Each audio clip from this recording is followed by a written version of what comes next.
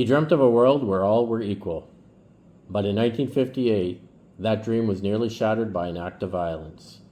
This is the untold story of the day an assassin tried to silence Dr. Martin Luther King and how he rose from that near-death experience to become a beacon of hope.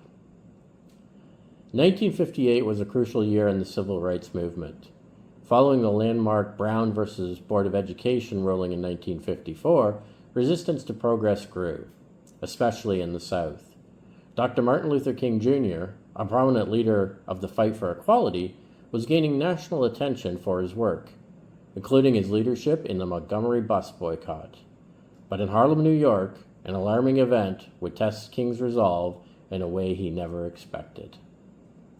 On September 20th, 1958, Dr. King was in Harlem, New York, promoting his book, Stride Toward Freedom. At a small public library, fans and supporters gathered for a book signing, a modest event, until the unthinkable happened.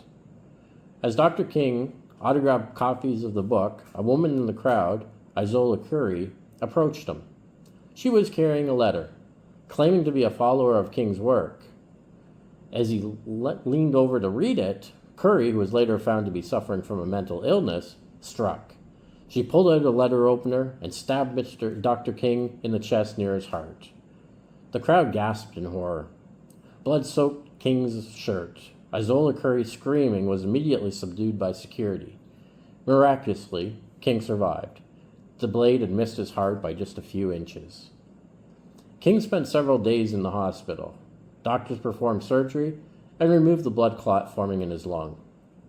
Throughout it all, King refused to condemn his assailant. I feel much more sorry for the white racists who are the real enemy than I do for Izola Curry, he said. It was a message of grace in the midst of violence. Izola Curry was sentenced to a state psychiatric hospital where she remained for over a decade. Her trial highlighted the challenges of addressing mental health in the crime justice system, a topic that remains relevant today. Though the 1958 stabbing was a deeply traumatic event, it did not deter Dr. King from his mission. In fact, it fueled his resolve. The event showed the world the lengths some would go to silence the civil rights movement, but also the importance of compassion and forgiveness.